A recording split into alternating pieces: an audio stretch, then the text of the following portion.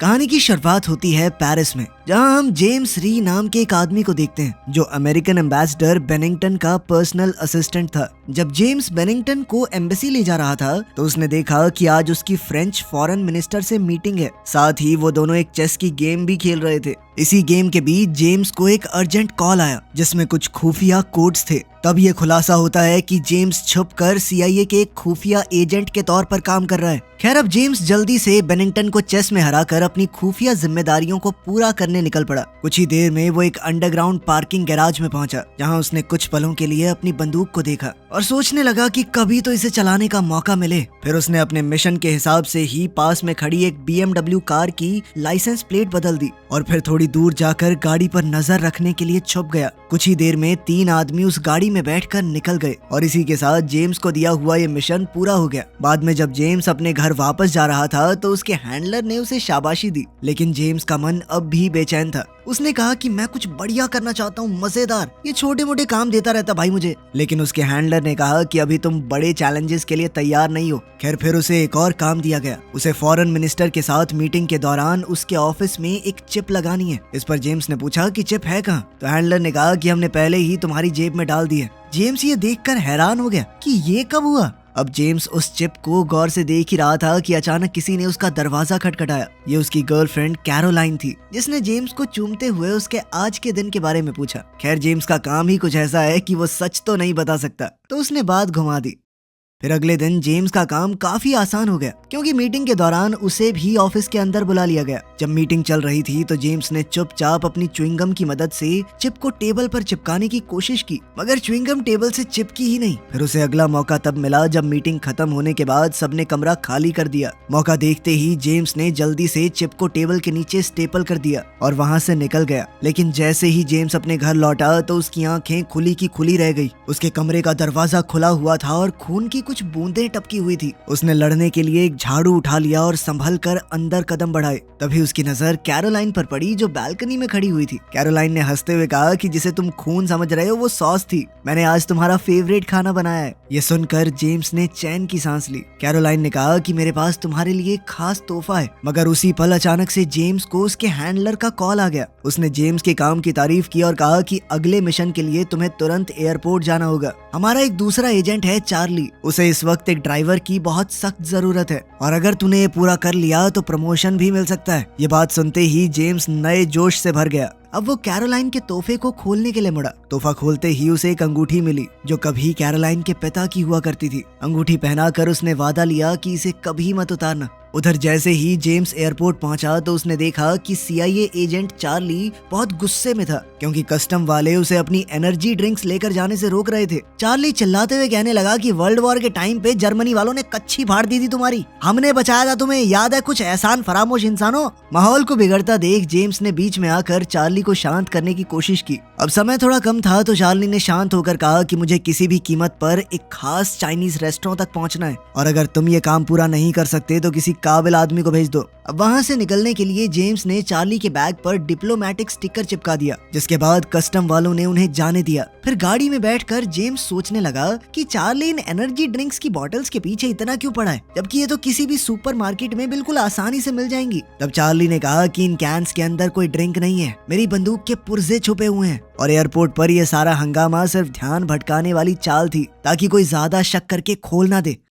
इसके बाद वो दोनों एक चाइनीज रेस्टोरेंट में पहुंचे, जहां चार्ली ने बड़े जोश के साथ अपनी पसंदीदा डिश मंगाई। इस पर जेम्स ने कहा कि ये डिश चाइना की है ही नहीं, असल में ये एक अमेरिकन शेफ ने बनाई है। चार्ली को इस बात पर बिल्कुल यकीन नहीं हुआ। उसने वेटर को बुलाया कि ये डिश चाइनीज है ना। इस पर वेटर कहने लगा कि भैया मैं तो नेपाल से हूँ, मुझे नहीं पता। इस बात पर चार्ली को इतना गुस्सा आया उसने बंदूक निकाल ली। ये देखकर रेस्टोरेंट के बाकी वर्करों ने भी अपनी बंदूकें निकाल ली और वहाँ पर अचानक ही गोलियों की बरसात शुरू हो गई। बेचारा जेम्स अपनी जान बचाने के लिए इधर उधर छुपने लगा। इस हंगामे के बीच चार्ली ने अपनी जबरदस्त फाइटिंग स्किल्स दिखाते हुए एक के बाद एक गैंगस्टर्स को ढेर करना शुरू कर दिया। फिर उसने गुस्से में पूछा कि ड्रग्स कहाँ पर हैं, मगर वेटर एक भी शब्द बोलने को तैयार नहीं था। अब चार्ली ने छत की ओर कई गोलियां चला दी और अब छत से सफेद पाउडर की बारिश होने लगी। उसने जेम्स से कहा कि इस पाउडर का सैंपल एक वास के अंदर इकट्ठा कर लो। इसके बाद वो दोनों बिल्डिंग के पीछे वाले हिस्से की तरफ गाड़ी ले जाकर इंतजार करने लगे। कुछ देर बाद उन्होंने उसी वेटर को भागते हुए बाहर निकलते देखा देखा तो दोनों उसका पीछा करने लगे। उस समय जेम्स ने पूछा कि ये सैंपल बाद में सबूत के तौर पे काम आएगा क्या? इस पर चार्ली ने कहा कि ये कोई सबूत नहीं है, बल्कि उनके अगले कदम के लिए एक बहुत जरूरी चीज है। तब चार्ली ने उसे अपना असली मिशन समझाया। असल में उन्हें इस पूरे धंधे को जड़ से खत्म करना है, क्योंकि इसकी वजह से शार्लेट नाम की एक लड़की ओवरडोज की वजह से मर गई। पहले तो जेम्स को लगा कि ये शार्लेट नाम की लड़की चार्ली की कोई लगती होगी और ये आदमी अपनी पर्सनल दुश्मनी निकाल रहा है, पर फिर पता चला कि शार्लेट सेक्रेटरी ऑफ डिफेंस की भतीजी थी और अब वो इस पूरी नशे की तस्करी को खत्म करने पर तुले हुए हैं। वो दोनों उस वेटर का पीछा करते हुए एक सुनसान गली में पहुंचे, जहां वो अचानक से एक बिल्डिंग में जाकर गायब हो गया। फिर चार्ली ने गाड़ी साइड में रोककर एक सुरक्षित डब्बे से हथियार निकालना शुरू किया, लेकिन उसी समय उस इलाके के गैंगस्टर्स उनके सामने आ गए और झगड़ा करने लगे। जेम्स ने कहा कि यहाँ से निकल चलते हैं, लेकिन चार्ली ने कहा कि अपने भाई पे थोड़ा भरोसा रख यार, कुछ होगा तो मैं देख लूंगा। तभी एक गैंगस्टर ने चार्ली के ऊपर छुरा तान दिया, लेकिन अगले ही पल चार्ली ने बिजली की रफ्तार से हमला करते हुए उन सभी आदमियों को जमीन पर गिरा दिया। इसके बाद वो दोनों फायर एस्केप पर चढ़े और खुला दरवाजा देखकर अंदर घुस गए। फिर चार्ली ने अपनी बंदूक तैयार की और जेम्स से कहा कि तुम यहीं पर रुको।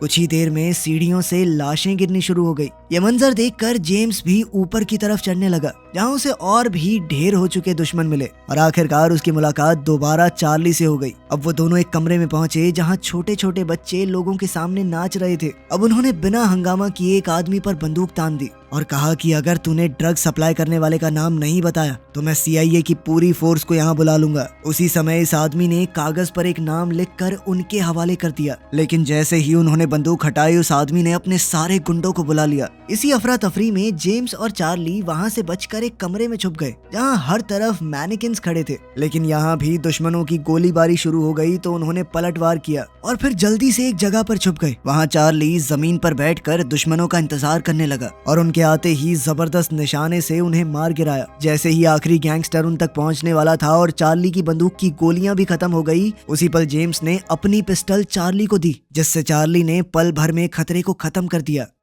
इसके बाद जेम्स ने अपने हैंडलर को फोन किया और कहा कि आज का मिशन बड़ा जबरदस्त था, लेकिन साथ ही उसे चार्ली को लेकर चिंता हो रही थी, क्योंकि वो थोड़ा सनकी टाइप का आदमी है, पहले करता है फिर सोचता है और उसके पास इस वक्त ड्रग्स से भरा हुआ एक वास है। हैंडलर ने कहा कि ज्यादा चिंता मत करो, बस चार्ली के साथ रहना, वो सब संभाल लेगा। अगले दिन जेम्स ने देखा कि चार्ली तो इकट्ठा किए हुए व्हाइट पाउडर का इस्तेमाल कर रहा है। चार्ली ने उसे समझाया कि ये सिर्फ दिमाग को शांत करने के लिए है। उसने जेम्स से कहा कि तू भी थोड़ा चख ले ताकि माहौल में आसानी से घुल मिल सके। जेम्स ने पहले तो मना किया, लेकिन फिर चार्ली ने कहा कि तू एक काम कर, वापस ऑफिस में जा, तू उसी काम के लिए बना है। ये सुनकर जेम्स मजबूर हो गया। उसने कहा कि भाई मैंने कभी किए नहीं, कहीं मैं भी डिफेंस सेक्रेटरी की भतीजी की तरह टपक तो नहीं जाऊंगा। इस पर चार्ली ने एक चौंका देने वाला सच सामने रखा। उसने कहा कि कोई डिफेंस सेक्रेटरी की भतीजी नहीं है। तब चार्ली ने साफ साफ शब्दों में बताया उनका मिशन असल में कुछ आतंकवादियों तक पहुंचने का है। खैर फिर थोड़ी देर बाद दोनों एक गली में पहुंचे, जहाँ कुछ आदमी बिल्डिंग के बाहर पहरेदारी कर रहे थे। चार्ली ने जेम्स से कहा कि एक नशेड़ी बन के उनके पास जा और बोल कि कुछ औरतें चाहिए हमें। जेम्स की ऐसी हालत और उनके पास मौजूद ड्रग्स को देखकर उनमें से एक आदमी ने एक औरत को भेजा, जो दोनों को अपने साथ अंदर ले गई। जैसे ही उन्होंने लिफ्ट में कदम रखा तो अचानक दरवाजे बंद होने से ठीक पहले उन्होंने देखा कि कैरोलाइन भी इसी बिल्डिंग में मौजूद थी। ये ख्याल आते ही जेम्स घबरा गया कि उसे यहाँ देखकर कैरोलाइन क्या सोचेगी, लेकिन चार्ली ने कहा कि असल सवाल तो ये है कि तेरी बंदी यहाँ पे क्या कर रही है। अगले ही पल चार्ली एक कमरे में जबरदस्ती घुस गया और क्लाइंट और उसके साथ मौजूद लड़कियों को वहाँ से निकल जाने को कहा। इसी बीच जेम्स ने भी अपनी बंदूक निकालकर उस आदमी का फोन चार्जर छीन लिया, क्योंकि भाई के फोन में बैटरी कम थी। ये देखकर चार्ली भी खुश हो गया कि वाह, मुर्गी अंडे से निकल गई। इसके बाद चार्ली ने जेम्स को एक दूरबीन देकर पास के एक बैंक पर नजर रखने को कहा। जेम्स फोन पर कैरोलाइन को पूरी बात समझाने की कोशिश कर ही रहा था कि तभी उसकी नजर दो पाकिस्तानी आदमियों पर पड़ी जो बैंक के अंदर जा रहे थे। अचानक दरवाजे की तरफ से जोर जोर से चीखने की आवाज आने लगी और जब जेम्स देखने गया तो इमारत के मालिक ने उन पर अचानक हमला कर दिया। चार्ली आराम से ये सब देख रहा था। जेम्स ने थोड़ी देर तो मार खाई, लेकिन फिर चार्ली बीच में आ गया और दोनों हमला करने वालों को गोली मार कर वहीं ढेर कर दिया। बिना वक्त गवाए दोनों फिर से उन दो पाकिस्तानी आदमियों का पीछा करने लगे, जो अब बैंक से निकलकर एक वैन में जा बैठे थे। चार्ली ने अपनी घड़ी से एक सिग्नल भेजा ताकि गाड़ी को ट्रैक किया जा सके। अब वैन उन्हें शहर के खस्ता हालत इलाके तक ले गई, जहाँ कुछ गैंगस्टर्स एक इमारत के बाहर पहरा दे रहे थे। जेम्स और चार्ली कस्टमर बनकर ड्रग्स खरीदने का नाटक करते हुए पैसे दिखाने लगे। तब उनमें से एक आदमी उन्हें अंदर ले गया और उन्हें कहा कि यहीं रुकिए, मैं अपने बॉस को लेकर आता हूँ। लेकिन अंदर पहुंचते ही उनका सामना कुछ जवान गैंगस्टर्स से हुआ, जिन्होंने उन्हें बंदूक की नोक पर रखकर घुटनों पर बैठने को कहा। उन्होंने कहा कि अपना सारा सामान हमारे हवाले कर दो। इसमें जेम्स की वो अंगूठी भी शामिल थी जो कैरोलाइन ने उसे तोहफे में दी थी। फिर गैंग का सरदार राशिद वहां आया और उसने जेम्स की अंगूठी अपने कब्जे में लेकर कहा कि बदले में 1 ग्राम माल दे सकता हूँ। लेकिन चार्ली ने बिना डरे 1 किलो की मांग की। अब इन लोगों को देखकर राशिद को थोड़ा शक होने लगा। तब उसने अपनी बंदूक निकाल ली, लेकिन चार्ली ने पल भर में उसी की बंदूक उसके ऊपर तान कर माहौल और ज्यादा तनाव भरा कर दिया। जेम्स ने तुरंत इशारा किया कि 1 किलो से ज्यादा ड्रग्स रखने से 15 साल से भी ज्यादा की जेल हो सकती है। इसी बात से उसके दिमाग में एक तरकीब आई और उसने ड्रग्स से भरा हुआ वो वाज जमीन पर पटक कर तोड़ डाला, जिससे घबरा कर गुंडे इधर उधर भागने लगे। और इसी अफरा तफरी का फायदा उठाकर जेम्स ने राशिद का सामना किया। उसने राशिद से अपनी अंगूठी वापस मांगी और फिर उसे पीटते हुए ले भी ली। उन्होंने राशिद पर दबाव डाला कि वो उन्हें ऊपर वाले फ्लैट तक ले जाए, जहाँ कुछ आतंकवादी मौजूद थे। फिर वो दोनों जबरदस्ती एक बुजुर्ग आदमी के घर में घुस गए और उसे भरोसा दिलाया कि हमारा कोई गलत इरादा नहीं है। हैरानी की बात तो ये थी कि बिना घबराए वो बूढ़ा आदमी कहने लगा कि चाय पियेंगे आप।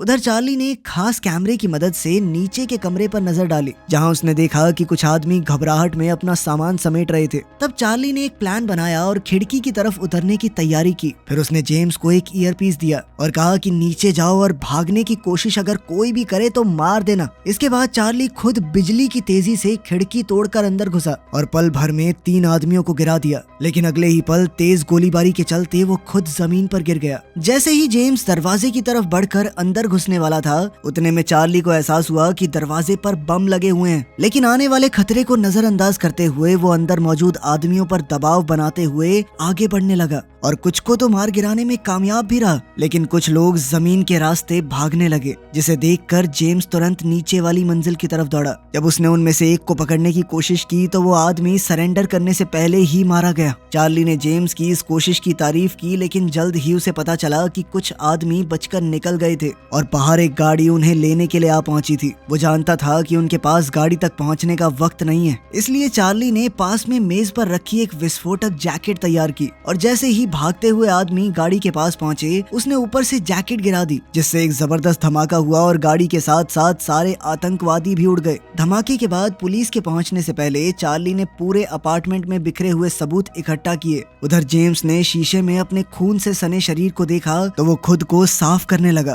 तभी उसकी नजर एक दीवार पर पड़ी जिस पर उसकी ही तस्वीर चिपकी हुई थी। इससे एक बात तो साफ हो गई कि जितना वो सोच रहा था वो उससे कहीं ज्यादा गहराई तक इस खेल में फंस चुका है। तभी अचानक उन्हें 10वीं मंजिल से पुलिस के आने की आवाज सुनाई दी। तो जेम्स ने कहा कि उन्हें तुरंत पुलिस वालों को आगाह करना चाहिए, क्योंकि ये दरवाजा खुलते ही फट जाएगा। लेकिन चार्ली ने उसे पकड़कर रोक दिया। अगर तू गया तो आतंकवादी समझ के मार देंगे तुझे। जेम्स की पूरी कोशिश के बावजूद भी पुलिस वालों को बचा पाना मुमकिन नहीं था, क्योंकि दरवाजा अचानक फट गया और उस विस्फोट में सबकी मौत हो गई। इसके बाद चार्ली और जेम्स बिल्डिंग से भाग निकले और एक पुलिस कार पर कब्जा कर लिया। फिर गाड़ी में जेम्स ने कहा कि इतने सारे सबूत और उंगलियों के निशान पीछे छूट गए हैं, जल्द ही पुलिस हमारे तक पहुंच जाएगी। लेकिन चार्ली ने उसकी बात बीच में ही काट दी और अचानक से गाड़ी को पीछे मोड़कर उनकी पहली गेटअवे कार पर जोर से टक्कर मारी, जो चार्ली की पहले से की गई तैयारी की वजह से तुरंत धमाके के साथ फट गई। इसके बाद वो दोनों एक खास जगह पर पहुंचे, जहां 2 CIA एजेंट पहले से उनका इंतजार कर रहे थे। चार्ली ने उस दिन जेम्स के काम की तारीफ की और इकट्ठा किए गए सबूत उनके हवाले करके बदले में एक भूरे कागज का बैग ले लिया।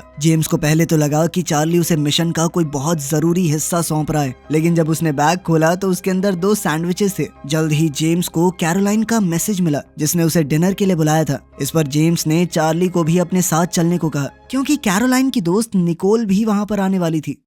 फिर डिनर के दौरान चार्ली को एक फोन कॉल आया। उसने म्यूजिक थोड़ा तेज कर दिया ताकि वो अपनी बातचीत बाकी सबसे छुपा सके। डिनर में हंसी मजाक चल रहा था, जहां चार्ली ने बताया कि हाल ही में उन्होंने एक आतंकवादी नेटवर्क को खत्म कर दिया है, लेकिन साथ ही उसने ये भी कहा कि हो सकता है अभी और भी लोग बचे हुए हों। तभी अचानक निकोल को एक कॉल आया, जिसे उठाकर उसने सिर्फ इतना कहा कि नहीं, रोज नहीं है यहाँ पे। ये सुनते ही चार्ली एकदम सीरियस हो गया। उसने अपनी बंदूक उठाई और सीधा निकोल को गोली मार दी। तब सच का खुलासा हुआ कि रोज एक कोड वर्ड था जो उस नेटवर्क से जुड़ा हुआ था जिसे वो लोग ट्रैक कर रहे थे। साथ ही उसे कई सारे आतंकवादियों के फोन्स में निकोल नाम का एक कॉन्टैक्ट मिला था। ये सब सुनकर जेम्स को लग रहा था कि चार्ली पागल हो चुका है, लेकिन चार्ली अपनी बात पर अड़ा रहा। उसने एक छुपा हुआ ट्रैकर भी निकाल के दिखाया। चार्ली का तो मानना था कि कैरोलाइन भी उन सब से मिली हुई है, लेकिन जेम्स को भरोसा दिलाने के लिए चार्ली ने कहा कि इसकी दी हुई अंगूठी चेक कर। जैसे ही अंगूठी को रेडियो के पास ले जाया गया तो सिग्नल में थोड़ी गड़बड़ हुई। इससे ये साफ हो गया कि अंगूठी के अंदर ट्रैकर लगा है। अब जेम्स कैरोलाइन से पूछने लगा कि इस सब का क्या मतलब है, लेकिन कैरोलाइन अचानक से उसकी बाजू में गोली मारकर खिड़की से भाग गई। उसी पल चार्ली उसके पीछे दौड़ पड़ा और छतों पर उसका पीछा करते हुए तेजी से आगे बढ़ने लगा। लेकिन कैरोलाइन बड़ी चालाकी से पहले ही नीचे पहुंच गई थी,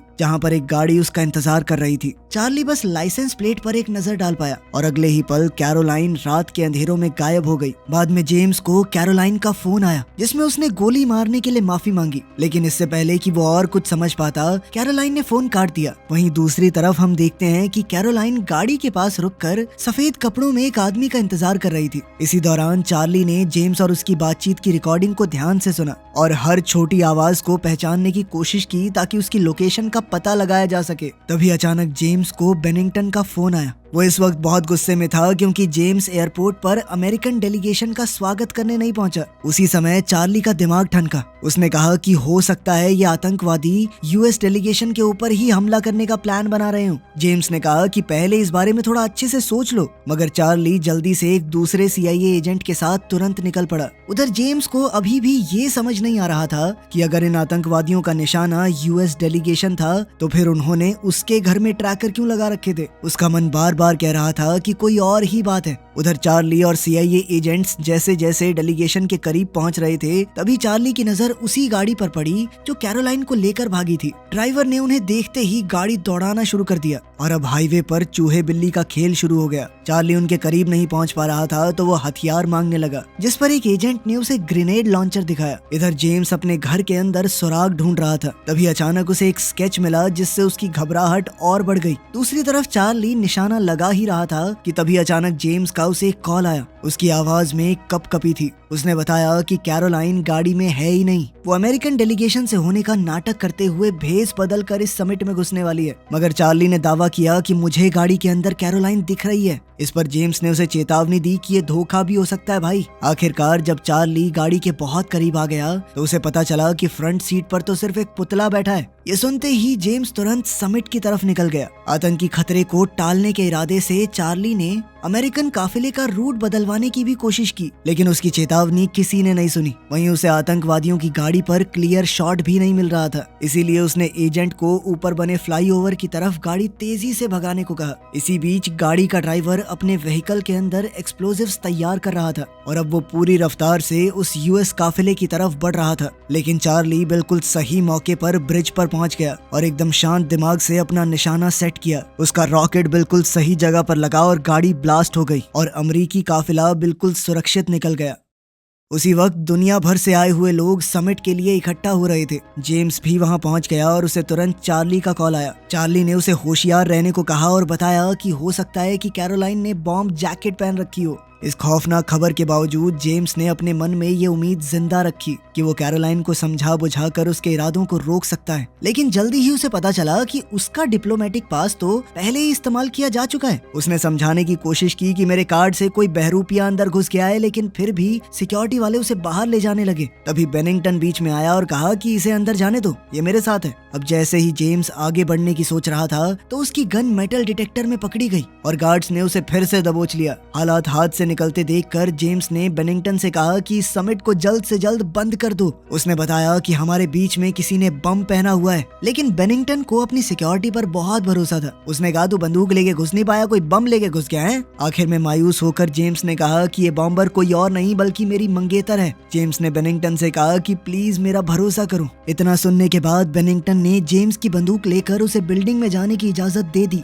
फिर जैसे जैसे दुनिया भर के मिनिस्टर वहाँ अंदर दाखिल हो रहे थे तो जेम्स की नजर एक ऐसी औरत पर पड़ी जिसने बिल्कुल वैसी ही ड्रेस पहनी हुई थी जिसका स्केच उसे अपने घर में मिला था, लेकिन वो पल भर में ही बाकी लोगों की भीड़ में गायब हो गई। अब वक्त को हाथ से फिसलता देखकर जेम्स ने बिना सोचे समझे पास खड़े एक एजेंट से उसका हथियार छीन लिया, जिससे पूरे हॉल में अफरा तफरी मच गई। इसी हंगामे के बीच जेम्स ने कैरोलाइन को उसकी हील्स देखकर पहचान लिया और बंदूक तान कर उसका रास्ता रोक लिया। अब कैरोलाइन के पास भागने का मौका तो था नहीं, तो उसने अपने शरीर पर बंधा हुआ बम दिखाया। जेम्स बेचैन होकर उसे सरेंडर करने के लिए बार बार कहता रहा। उसने कैरोलाइन को यकीन दिलाया कि मैं तुम्हें बचाने का रास्ता निकाल सकता हूँ, लेकिन कैरोलाइन के ऊपर कोई असर हो ही नहीं रहा था। पर फिर भी जेम्स ने कैरोलाइन को ये भरोसा दिलाने की कोशिश की कि हम मिलकर इस सब से निकल सकते हैं। मैं तुमसे बेइंतहा मोहब्बत करता हूँ, मत करो ऐसा। एक बार को तो ऐसा लगा मानो कैरोलाइन उसकी बात समझ पा रही हो, पर जब कैरोलाइन नहीं मानी तो जेम्स को मजबूरन उसके सर पर गोली मारनी पड़ी।